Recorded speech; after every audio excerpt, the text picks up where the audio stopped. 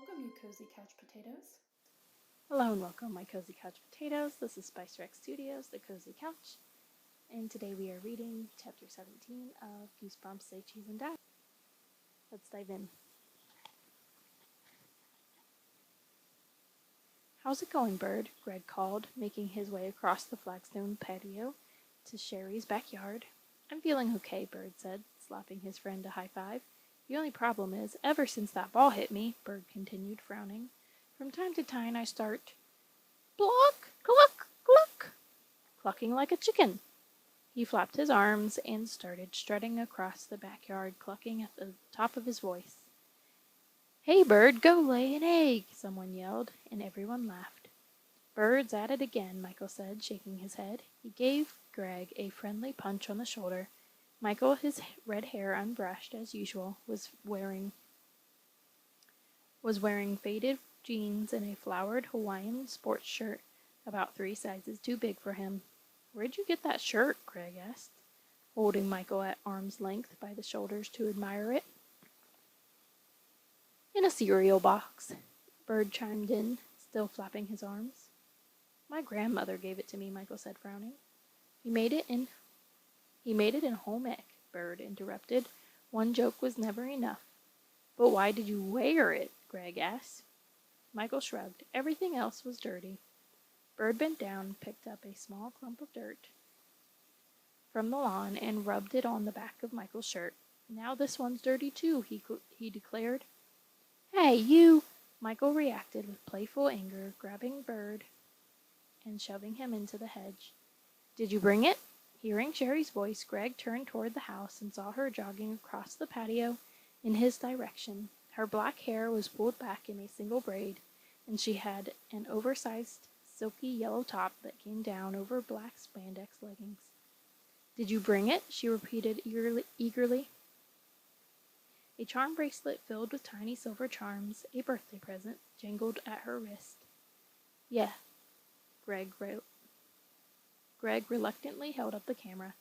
Excellent, she declared. I really don't want, Greg started. You can take my picture first since it's my birthday. Sherry interrupted. Here, how's this? She struck a sophisticated pose, leaning against a tree with her hand behind her head. Greg obediently raised the camera. Are you sure you want to do this, Sherry? Yeah, come on. I want to take everyone's picture. But it'll probably come out weird, Greg protested. I know, Sherry replied impatiently, holding her pose. That's the fun of it. But Sherry... Michael puked on his shirt. He heard Bird telling someone near the hedge. I did not, Michael was screaming. You mean it looks like that naturally? Bird asked. Greg could hear a lot of raucous laughing, all of it at Michael's expense. Will you take the picture? Sherry cried, holding on to the slender trunk of the tree. Greg pointed the lens at her and pressed the button. The camera whirred and the undeveloped white square rolled out.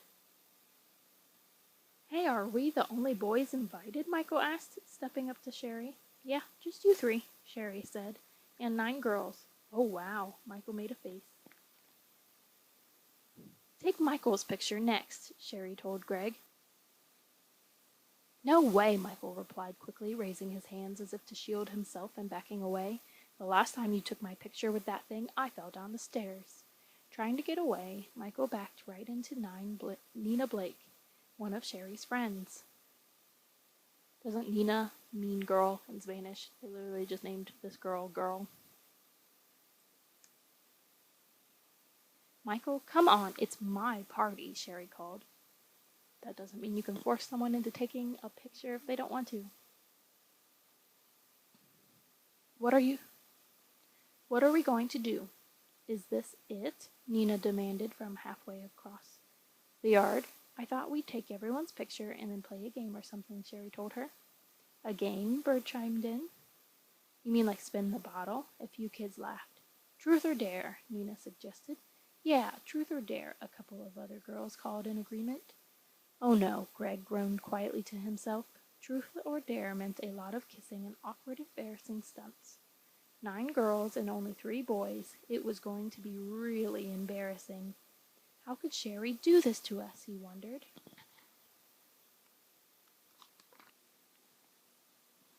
Well, did it come out? Sherry asked, grabbing his arm. Let me see. Greg was so upset about having to play Truth or Dare he had forgotten about the snapshot developing in his hand. He held it up and they both examined it. Where am I? Sherry asked in surprise. What were you aiming at? You missed me. Huh? Greg stared at the snapshot. There was the tree, but no Sherry. Weird. I pointed it right at you. I lined it up carefully, he protested. Well, you missed me. I'm not in the shot, Sherry replied disgustedly. But Sherry, I mean, come on. I'm not invisible, Greg. I'm not a vampire or something. I can see my reflection in mirrors. And I do usually show up in photos. But look. Greg stared hard at the photograph. There's the tree you were leaning against. You can see the trunk clearly. And there's the spot where you were standing. But where am I? Sherry demanded, jingling her charm bracelet noisily. Never mind. She grabbed the snapshot from him and tossed it on the grass. Take another one, quick. Well, okay, but Greg was still puzzling over the photo. Why hadn't Sherry shown up in it? He bent down, picked it up, and shoved it into his pocket. Stand closer this time, she instructed. Greg moved a few steps closer, carefully centered Sherry in the viewfinder, and snapped the picture.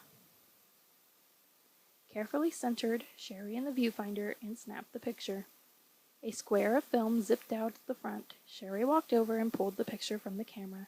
This one better turn out, she said, staring hard at it as the colors began to darken and take form. If you really want pictures of everyone, we should get another camera, Greg said, his eyes also locked on the snapshot. Hey, I don't believe it, Sherry cried. Again, she was invisible. The tree photographed clearly, in perfect focus, but Sherry was nowhere to be seen. You were right, the dumb camera is broken, she said disgustedly, handing the photo to Greg. Forget it, she turned away from him and called to the others. Hey guys, truth or dare? There were some cheers and some groans. Sherry headed them back to the woods behind her backyard to play. More privacy, she explained. There was a circular clearing just beyond the trees, a perfect private place. The game was just as embarrassing as Greg had imagined. Among the boys, only Bird seemed to be enjoying it. Bird loves dumb stuff like this, Greg thought, with some envy. Luckily, after little more than half an hour, he heard Mrs. Walker, Sherry's mom, calling from the house, summoning them back to cut the birthday cake. Aw, too bad, Greg said sarcastically. Just when the game was getting good. We have to get out of the woods anyway. Bird said, grinning. Michael's shirt is scaring the squirrels. Laughing and talking about the game, the kids made their way back to the patio, where the pink and white birthday cake, candles all lit, was waiting on the round umbrella table.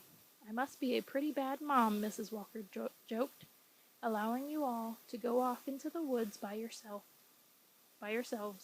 Some of the girls laughed. Cake knife in her hand, Mrs. Walker looked around. Where's Sherry? Everyone turned their eyes to search the backyard. She was with us in the woods, Nina told Mrs. Walker, just a minute ago. Hey, Sherry, Bird called, cupping his hands to his mouth as a megaphone. Earth calling Sherry, it's cake time. No reply. No sign of her. Did she go in the house? Greg asked. Mrs. Walker shook her head. No, she didn't come by the patio. Is she still in the woods? I'll go check, Bird told her. Calling Sherry's name, he ran to the edge of the trees at the back of the yard. Then he disappeared into the trees, still calling. A few minutes later, Bird emerged, signaling to the others with a shrug. No sign of her. They searched the house, the front yard, the woods again, but Sherry had vanished. That is it for Chapter 17, My Cozy Couch Potatoes. I hope you enjoyed this chapter as much as I did, and I will see you tomorrow for Chapter 18. Bye!